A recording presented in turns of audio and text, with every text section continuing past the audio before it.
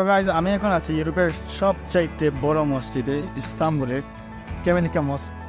যদিও রোমের মসজিদটা হচ্ছে ইউরোপের মধ্যে সবচাইতে বড়, যেহেতু তুর্কিকে তারা ইউরোপের দেশ বলে মনে করে না, তাই হচ্ছে রোমের যে মসজিদ সেটা হচ্ছে সবচাইতে বড় 30,000 মিটার্স, আর এটা হচ্ছে 34,000 মিটার ইস্তাম্বুলের ক্যামেলিকা মসজিদ।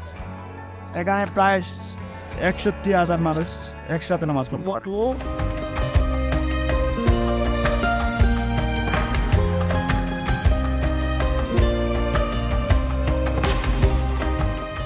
ক্যামেলিকা মসজিদটি পাহাড়ের উপর অবস্থিত। এই বিস্ময়কর মসজিদটি বসফরাস নদী এবং নিচে বিস্তৃত শহরের শ্বাসরুদ্ধকর দৃশ্য দেখায়। 2019 সালে সমাপ্ত মসজিদটি শুধু তুরস্কের বৃহত্তম নয়, এটি ইউরোপের সবচেয়ে বৃহত্তম মসজিদ, সমসাময়িক তুর্কি সংস্কৃতির প্রতীক। এর নকশাটি আধুনিক নান্দনিকতার সাথে উপাদানগুলি মিশ্রিত করে, যার মধ্যে রয়েছে 6টি সবুজ মিনার, বিশাল গম্বুজ এবং জটিল ক্যালিগ্রাফি।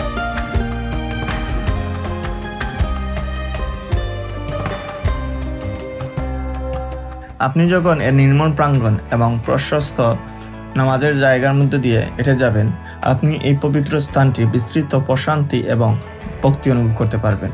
এই মসজিদটিতে প্রায় 63,000 মানুষ একসাথে নামাজ পড়তে পারে। এটি স্থানীয় মুসলিম সম্প্রদায়ের জন্য একটি কেন্দ্রে পরিণত হয়েছে। এর ধর্মীয় তাৎপর্যের বাইরে ক্যামেলিকা মসজিদের কমপ্লেক্স একটি জাদুঘর, আর্ট গ্যালারি, লাইব্রেরি এবং কনফারেন্স হল রয়েছে, যা একটি প্রাণবন্ত সাংস্কৃতিক এবং শিক্ষামূলক পরিবেশকে উৎসাহিত করে। ইস্তাম্বুলের সত্যিকারের রত্ন ক্যামেলিকা মসজিদের স্থাপত্যের বিস্ময়, আধ্যাত্মিক পরিবেশ এবং সাংস্কৃতিক সমৃদ্ধ অনুসরণ করার সময় আমাদের সাথে যুক্ত দিন।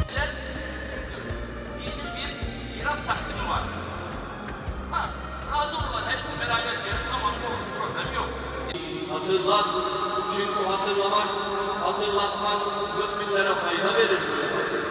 İşte o zaman evimizde huzur, kazanç. তো গাইস, আমরা ক্যামেলিকা মসজিদ ঘুরে দেখার পর এখন আমরা রওনা দেব তুরস্কের বসফরাস নদী ভ্রমণ করতে।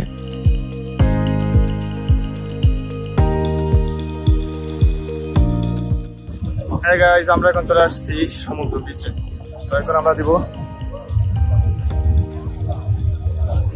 এখন আমরা আমরা এখন বোট ট্যুর দিব।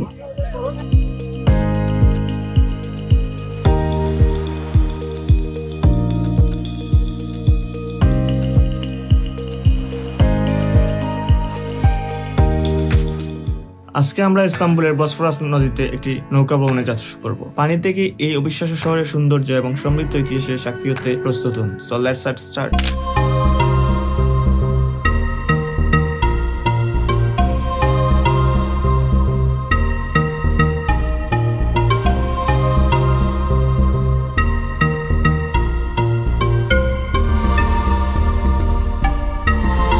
আমরা যখন নৌকা চড়ছি, আপনি ইস্তাম্বুলের প্রাণবন্ত শক্তি অনুভব করতে পারেন। ফেরিঘাটটি কার্যকলাপে আলোড়িত এবং উত্তেজনা বাতাস। This promise to be an unforgettable journey. আমরা এখন ফেরিঘাটে এবং ইস্তাম্বুলের শহরের দৃশ্য আমরা দেখতে পাচ্ছি। দিগন্তে আইকনিক ব্লু মসজিদের কান। এই মিনারগুলো আকাশের দিকে পৌঁছেছে। এটি আমাদের অ্যাডভেঞ্চারের শুরু মাত্র।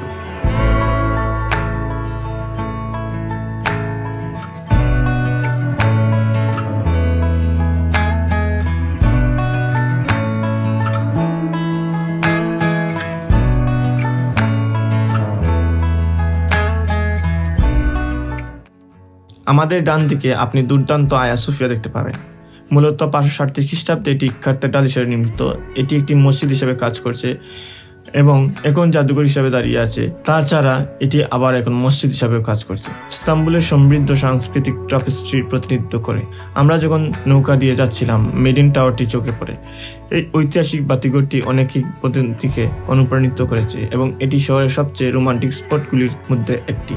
নৌকাটি একটি আরামদায়ক ট্রিপ নিশ্চিত করার জন্য প্রচুর সুযোগ সুবিধা সহ একটি আরামদায়ক পরিবেশ প্রদান করে।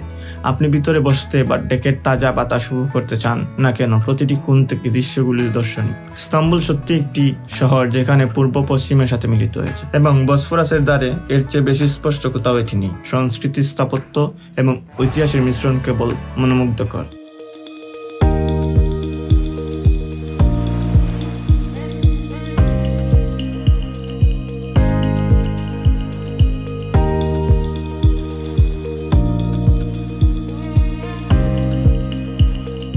আমাদের ট্যুরের একটি হাইলাইট হল বসফরাস ব্রিজের নিচে যাওয়া, যা ইস্তাম্বুলের ইউরোপীয় এবং এশীয় দিকগুলো সংযুক্ত করেছে। এটি ঐক্য ও অগ্রগতির একটি শক্তিশালী প্রতীক।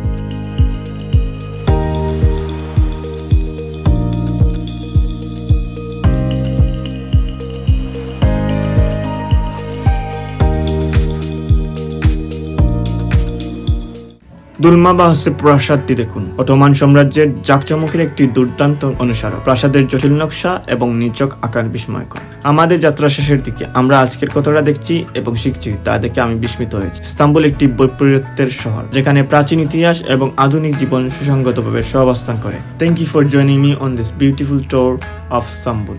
If you enjoyed this vlog, don't forget to like, comment and subscribe for more adventures. Until next time, safe travels. Allah Hafiz.